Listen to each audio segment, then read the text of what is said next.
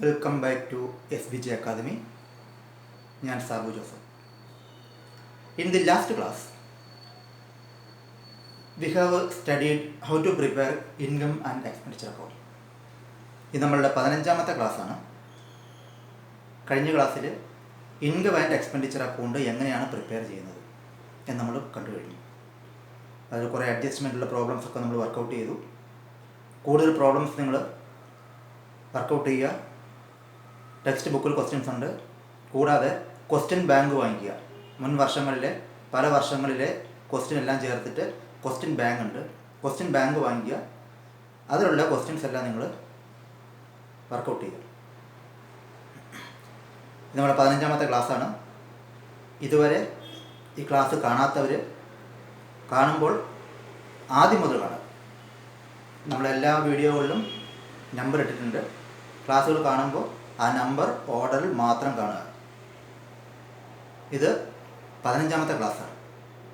അപ്പോൾ ഇതുവരെ കാണാത്തവർക്ക്, നിങ്ങളുടെ പരിചയത്തിലുള്ളവർക്ക് ഷെയർ ചെയ്യുക, ലൈക്ക് ചെയ്യുക.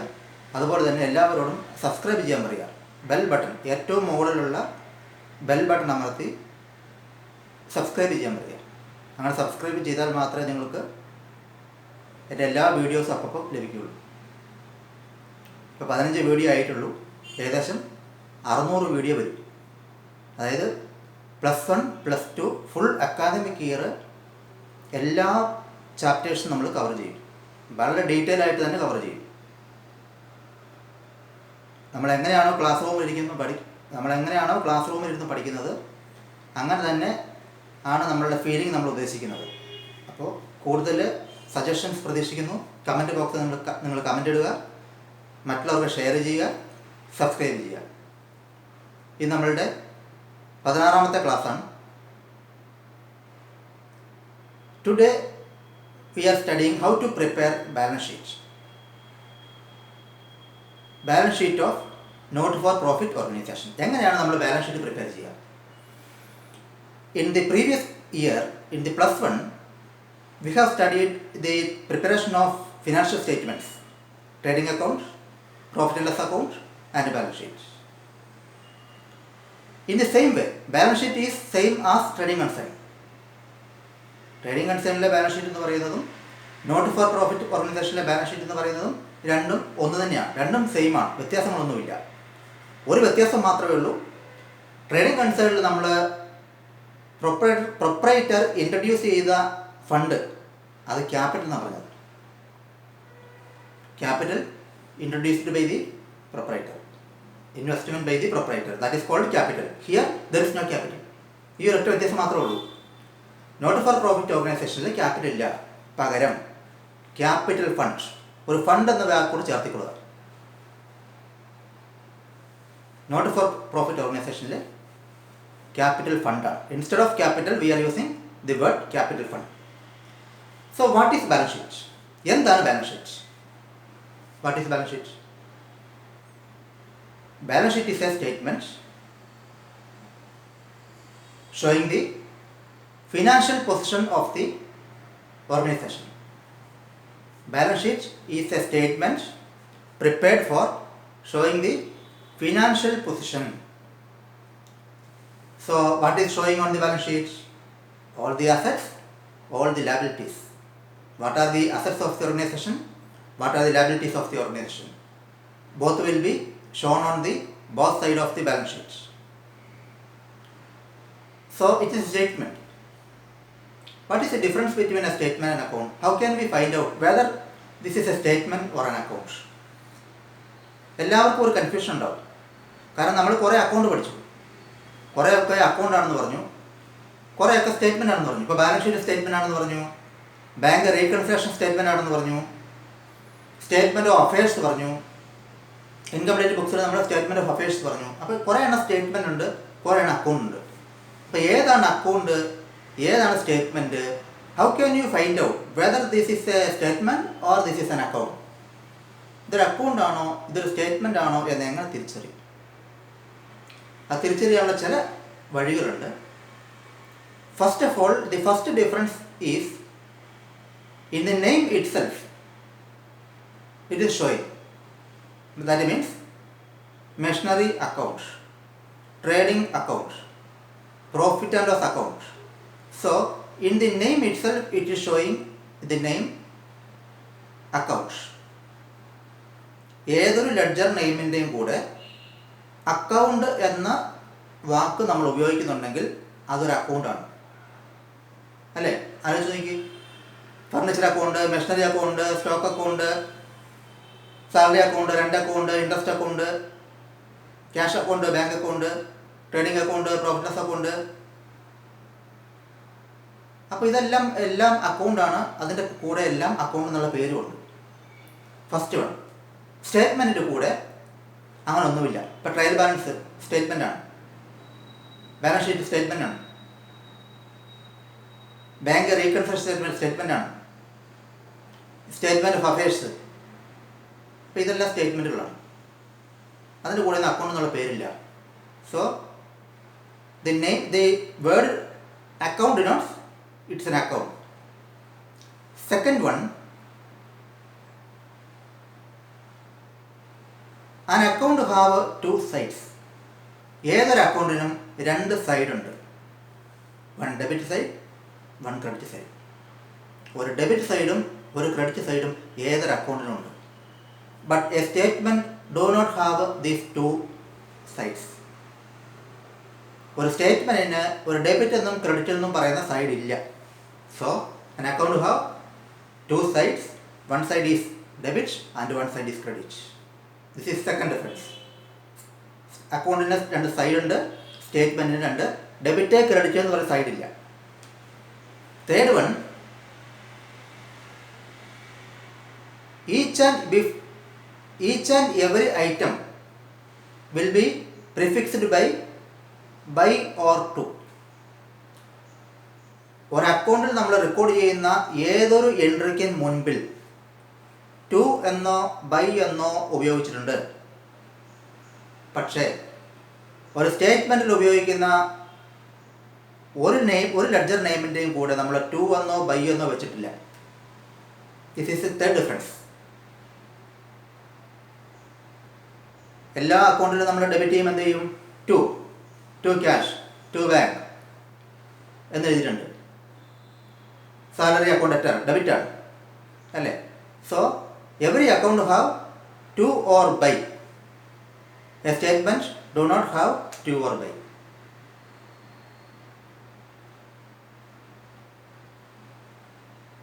So in balance sheet there is no to or no by. By എന്ന് പറയുന്ന പ്രിഫിക്സോ ടു എന്ന് പറയുന്ന പ്രിഫിക്സോ ഇല്ല. So this is only small difference. ഇത് നിങ്ങൾ പഠിക്കാൻ വേണ്ടി പറഞ്ഞുള്ളൂ. ഒരു അക്കൗണ്ടും ഒരു സ്റ്റേറ്റ്മെൻറ്റും തമ്മിലുള്ള വ്യത്യാസം പലർക്കും അക്കൗണ്ട് എന്താണ് സ്റ്റേറ്റ്മെൻറ്റ് എന്താണെന്ന് കണ്ടാൽ തിരിച്ചറിയാൻ പറ്റുന്നില്ല. അപ്പോൾ അക്കൗണ്ടിൻ്റെ പേര് ആ നെയിമിൻ്റെ കൂടെ തന്നെ ആ ലെഡ്ജറിൻ്റെ കൂടെ തന്നെ അക്കൗണ്ട് എന്നുണ്ടാവും. അക്കൗണ്ട് രണ്ട് സൈഡ് ഉണ്ടാവും, ഡെബിറ്റ് സൈഡ് ഉണ്ടാവും, ക്രെഡിറ്റ് സൈഡ് ഉണ്ടാവും.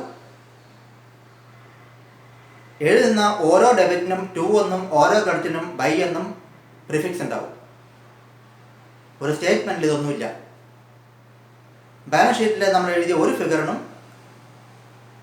ഒരു ലെഡ്ജറിനും ബൈ എന്നോ ടു എന്നോ എഴുതിയിട്ടില്ല. അവിടെ ഡെബിറ്റ് എന്നോ ക്രെഡിറ്റ് എന്നോ ഇല്ല. പേരിൽ അക്കൗണ്ട് എന്ന നെയിം ഇല്ല. അപ്പോൾ ബാലൻസ് ഷീറ്റ് ഒരു സ്റ്റേറ്റ്മെൻ്റ് ആണ്, ട്രയൽ ബാലൻസ് ഒരു സ്റ്റേറ്റ്മെൻ്റ് ആണ്, റീകൺസിലിയേഷൻ സ്റ്റേറ്റ്മെൻ്റ് ആണ്. So what is balance sheet? Balance sheet is A statement prepared for showing the financial position of the organization. Here also we are preparing a balance sheet for showing the financial position. That means the assets and liabilities of the not for profit organization.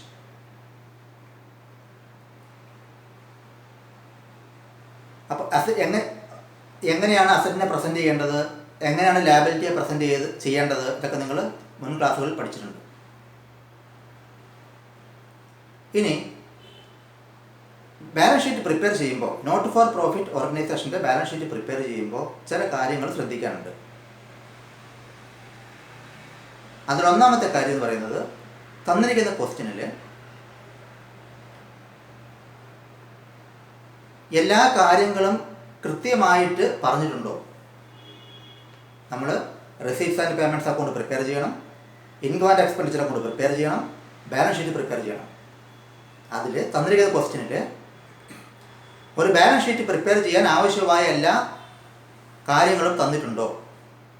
ചില ക്വസ്റ്റ്യനിൽ ഡയറക്റ്റായിട്ട് എല്ലാ കാര്യങ്ങളും പറഞ്ഞിട്ടുണ്ടാവും, ചില ക്വസ്റ്റ്യനിൽ indirect ആയിട്ട് ചില കാര്യങ്ങൾ പറഞ്ഞിട്ടുണ്ടാവും. എന്ന് പറഞ്ഞാൽ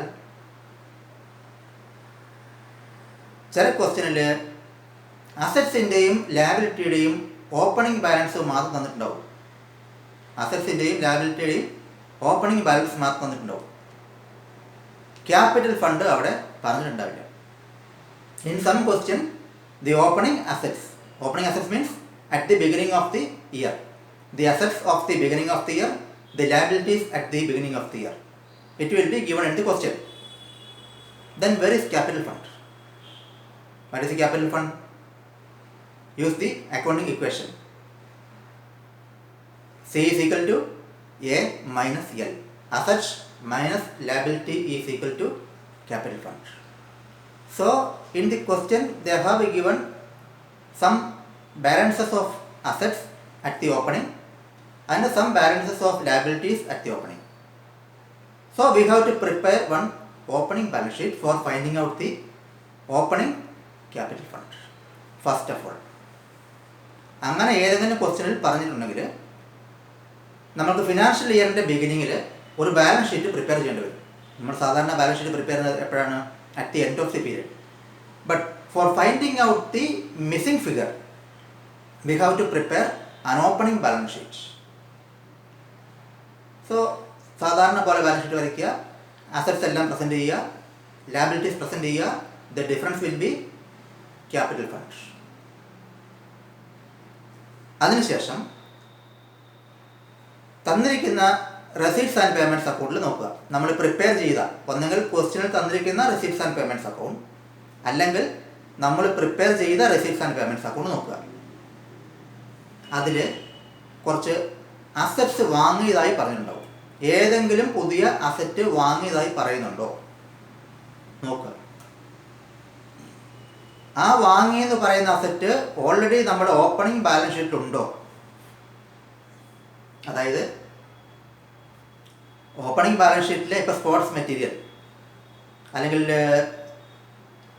books, reading books opening balance ഉണ്ട്, ഒരു 2000 രൂപയുണ്ട്. വീണ്ടും കറണ്ട് ഇയറിൽ നമ്മളൊരു 1000 rupees ബുക്സ് വാങ്ങിച്ചു. സോ ടോട്ടൽ ബുക്സ് എത്രയായി? 2000 at the opening and 1000 purchase during the year. So the total books is 3000. ഇത് നമ്മൾ നോക്കണം. നമ്മൾ ഓൾറെഡി പറഞ്ഞു കഴിഞ്ഞു, income and expenditure account prepare ചെയ്യുന്ന സമയത്ത് തന്നിരിക്കുന്ന ക്വസ്റ്റ്യനിൽ ഇൻകം ആൻഡ് എക്സ്പെൻഡിച്ചർ വരുന്നതിൽ ഇൻകത്തിൽ വരുന്ന ഐ എന്നും എക്സ്പെൻസിൽ വരുന്നത് ഇ എന്നും ബാലൻസ് ഷീറ്റിൻ്റെ അസറ്റ് സൈഡിൽ വരുന്നത് ബി എ എന്നും ബാലൻസ് ഷീറ്റിൽ ലാബിലിറ്റി സൈഡിലും ബി എൽ എന്നും മാർക്ക് ചെയ്യണം. അങ്ങനെ ബി എ എന്ന് മാർക്ക് ചെയ്ത ഐറ്റംസിനെ ഓരോന്നായിട്ട് എടുക്കുക. ആ പറയുന്ന ഐറ്റം ഓപ്പണിംഗ് ബാലൻസ് ഷീറ്റിലുണ്ടോ? ഉണ്ടെങ്കിൽ ആ ഓപ്പണിംഗ് ബാലൻസും ഈ പർച്ചേസും കൂട്ടി നമ്മളുടെ ക്ലോസിംഗ് ബാലൻസ് ഷീറ്റിൽ എഴുതുക. Books opening 2000 add purchase 1000, 3000 will be the total at the end of the financial year. ഇനി ഓപ്പണിംഗ് ബാലൻസ് ഇല്ലെങ്കിലോ? If there is no opening balance, this purchase will be the asset. അല്ലേ? 2000 രൂപ opening balance ഇല്ല, 1000 രൂപയുടെ books purchase ചെയ്തു. അപ്പം നമ്മുടെ closing balance ഷീറ്റിലേക്ക് വരേണ്ട എമൗണ്ട് എത്രയാണ്? ബുക്സ് 1000. അതുപോലെ തന്നെ എനി ഇൻകം അക്രൂഡ് ഇൻകം, അതായത് ഇൻകം എന്തെങ്കിലും കിട്ടാനുണ്ടോ? അത് അസറ്റാണ്. ഏതെങ്കിലും എക്സ്പെൻസ് മുൻകൂട്ടി കൊടുത്തിട്ടുണ്ടോ? Prepaid. What is prepaid? Expenses paid in advance. Expense മുൻകൂട്ടി കൊടുക്കുക. മുൻകൂട്ടി കൊടുത്ത എന്താണ് നമ്മൾക്ക്? It is an asset. So any accrued income or any prepaid expenses which is shown on the income and expenditure account. നമ്മൾ income and expenditure account prepare ചെയ്യുമ്പോൾ എല്ലാ എക്സ്പെൻസും എല്ലാ ഇൻകവും കറണ്ട് ഇയറിലെ എല്ലാ എക്സ്പെൻസും എല്ലാ ഇൻകവും നമ്മൾ കൗണ്ട് ചെയ്തിട്ടുണ്ട്. So go to the income and expenditure account, see whether any income has accrued. അവിടെ എന്ത് എഴുതിയിട്ടുണ്ട്? Income add accrued. ആ അക്രൂഡ് എന്ന് പറഞ്ഞ പോർഷൻ ഏതാണ്? It should be coming to the asset side of the balance sheet. ഏതെങ്കിലും expense prepaid ഉണ്ടോ, മുൻകൂട്ടി അധികമായി കൊടുത്തിട്ടുണ്ടോ, വരാൻ പോകുന്ന വർഷങ്ങളിലേക്ക് കൊടുത്തിട്ടുണ്ടോ, അല്ലെങ്കിൽ വരാൻ പോകുന്ന മാസങ്ങളിലേക്ക് കൊടുത്തിട്ടുണ്ടോ, that is also to be taken from the asset side of the balance sheet.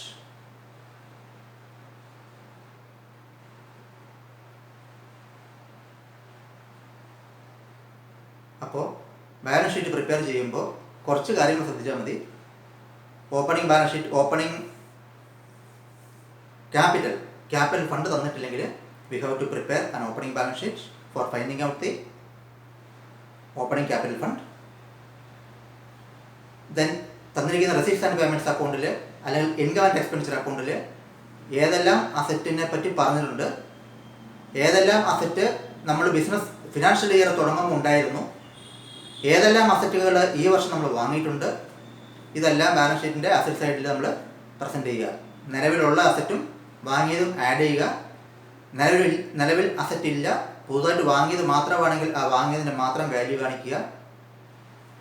Depreciation charge ചെയ്യാൻ പറഞ്ഞിട്ടുണ്ടെങ്കിൽ, ഏതെങ്കിലും അസറ്റിന് ഡിപ്രീസിയേഷൻ ചാർജ് ചെയ്യാൻ പറഞ്ഞിട്ടുണ്ടെങ്കിൽ അത് കൺസേൺഡ് അസറ്റിൽ നിന്ന് എത്രയാണോ പറഞ്ഞിരിക്കുന്ന പെർസെൻറ്റേജ് അത് ലെസ് ചെയ്യുക. ഈ ഡിപ്രീസിയേഷൻ നമ്മൾ എവിടെ കാണിച്ചിട്ടുണ്ടാവും? Already we have shown in the expense side of the income and expenditure account. Depreciation നമ്മൾ എക്സ്പെൻസായി ഇൻകം ആൻഡ് എക്സ്പെൻഡിച്ചർ അക്കൗണ്ടിൻ്റെ എക്സ്പെൻസ് സൈഡിൽ കാണിച്ചിട്ടുണ്ട്. സോ ഇൻകം ആൻഡ് എക്സ്പെൻഡിച്ചർ അക്കൗണ്ടിൻ്റെ എക്സ്പെൻസ് സൈഡ് നോക്കുക, അതിൽ കാണിക്കുന്ന ഡിപ്രീസിയേഷൻ ഓരോരോ അസറ്റിൽ നിന്നും ലെസ് ചെയ്യുക. ലെസ് ചെയ്ത് ബാലൻസ് കിട്ടുന്ന എമൗണ്ട് ബാലൻസ് ഷീറ്റിൻ്റെ അസറ്റ് സൈഡിൽ എഴുതുക. അതുപോലെ തന്നെ ലയബിലിറ്റി സൈഡിലേക്ക് വരുമ്പോൾ നമ്മുടെ ക്യാപിറ്റൽ ഫണ്ട് ഉണ്ട്. ഫസ്റ്റ് ഓപ്പണിംഗ് ക്യാപിറ്റൽ ഫണ്ട് എഴുതുക. ആ ഓപ്പണിംഗ് ക്യാപിറ്റൽ ഫണ്ടിൻ്റെ കൂടെ സർപ്ലസ്, ആഡ് സർപ്ലസ് കൂട്ടുക. ഇനി ലോസ് ആണെങ്കിലോ ഡെഫിസിറ്റ് ആണെങ്കിലോ അത് കുറയ്ക്കുക. So opening capital fund add surplus. ഇനി ക്യാപിറ്റൽ ഫണ്ടിൻ്റെ കൂടെ വേറെ ചില കാര്യങ്ങൾ കൂട്ടണമെന്ന് പറഞ്ഞു. അതായത് ലെഗാസി ഉണ്ടെങ്കിൽ അത്, അങ്ങനെ ക്യാപിറ്റൽ ഫണ്ടിൻ്റെ കൂടെ കൂട്ടേണ്ട ഏതെങ്കിലും ഐറ്റംസ് ഉണ്ടെങ്കിൽ അതെല്ലാം ആഡ് ചെയ്യുക. ആഡ് ചെയ്തതിന് ശേഷം the grand total should be taken to the liability side of the balance sheet. അതുപോലെ തന്നെ ഡൊണേഷൻ ഫോർ സ്പെഷ്യൽ പർപ്പസ്, ഏതെങ്കിലും സ്പെഷ്യൽ പർപ്പസിന് വേണ്ടി ഡൊണേഷൻ കിട്ടിയിട്ടുണ്ടെങ്കിൽ the general donation will be taken to the income side of the income and expenditure account. So specific donation should be taken to the liability side of the balance sheet as special purpose. അങ്ങനെ എന്തെങ്കിലും question ഉണ്ടെങ്കിൽ income and expenditure അക്കൗണ്ടിൽ, receipts and payments അക്കൗണ്ടിൽ payment സൈഡിൽ അങ്ങനെ ഏതെങ്കിലും പറഞ്ഞിട്ടുണ്ടെങ്കിൽ, അല്ലെങ്കിൽ റെസിപ്റ്റ് സൈഡിൽ ഏതെങ്കിലും പറഞ്ഞിട്ടുണ്ടെങ്കിൽ അതിന് നമ്മൾ എവിടെ എഴുതണം? ഇപ്പം life membership fee,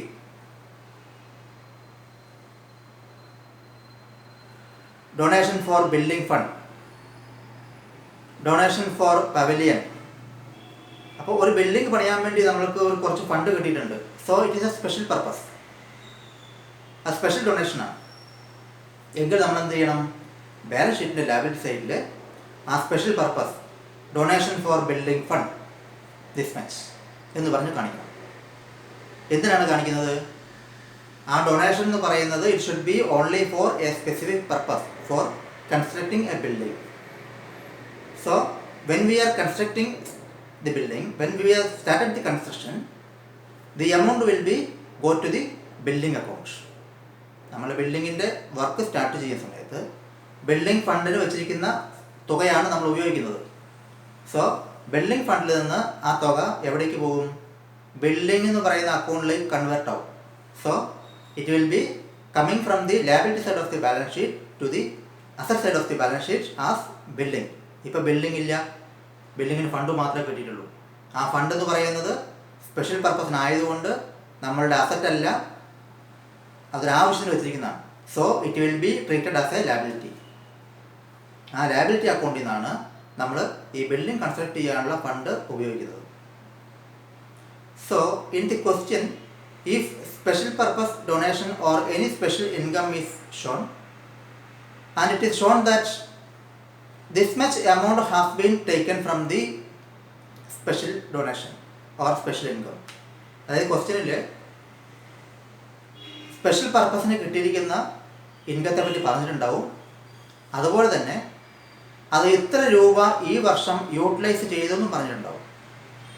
for example പറഞ്ഞു കഴിഞ്ഞാൽ, നമ്മളിപ്പോൾ ഒരു ഫുട്ബോൾ ടൂർണമെൻറ്റ് നടത്താൻ വേണ്ടിയിട്ട് നമ്മൾ സ്പെഷ്യൽ പർപ്പസ് ഡൊണേഷൻ കിട്ടി, ഒരു 1 lakh rupees ഡൊണേഷൻ കിട്ടി. അതെന്തിനു വേണ്ടിയിട്ടുള്ളതാണ്? It is for football tournament. So it is a special purpose. We can take it to income account. ഈ വർഷം നമ്മൾ ടൂർണമെൻറ്റ് നടത്തി, പക്ഷെ നമ്മൾക്ക് എന്തായി? 1 lakh ചിലവായില്ല. We have spend only 50,000. So what to do? Expense on football tournament. It should be shown on the payment side of the receipt and payment account. നമ്മൾ എല്ലാ പേയ്മെൻറ്റുകളും നമ്മൾ റെസീറ്റ് ആൻഡ് പേയ്മെൻറ്റ് അക്കൗണ്ട് എഴുതുന്നുണ്ട്. എല്ലാ പേയ്മെൻറ്റുകളും receipt and payment account എഴുതുന്നുണ്ട്. എല്ലാ റെസീറ്റുകളും എഴുതുന്നുണ്ട്. എല്ലാ റെസീറ്റും എഴുതുന്നുണ്ട്, എല്ലാ പേയ്മെൻറ്റും എഴുതുന്നുണ്ട്. അപ്പോൾ ഇതൊരു പേയ്മെൻ്റ് ആണ് അല്ലേ? 50,000 രൂപ നമ്മൾ ഫുട്ബോൾ ടൂർണമെൻറ്റ് നടത്താൻ വേണ്ടി കൊടുത്ത് പേയ്മെൻ്റ് ആണ്. So it should B it should be on the payment side of the income and expenditure account. Sorry, in the receipt and payment account. ഈ തുകയെ നമ്മൾക്ക് എക്സ്പെൻസ് അക്കൗണ്ട് ചെയ്യാൻ പറ്റുമോ? No. Income and expenditure account prepare ചെയ്യുമ്പോൾ ഏതെങ്കിലും special പർപ്പസിനുള്ള fund നമ്മൾ utilise ചെയ്തിട്ടുണ്ടെങ്കിൽ അത് ഇൻകം ആൻഡ് എക്സ്പെൻഡിച്ചർ അക്കൗണ്ടിൽ എക്സ്പെൻസ് ആയി കൗണ്ട് ചെയ്യാൻ പാടില്ല. പകരം ബാലൻസ് ഷീറ്റിൻ്റെ ലാബിലിറ്റി സൈഡിൽ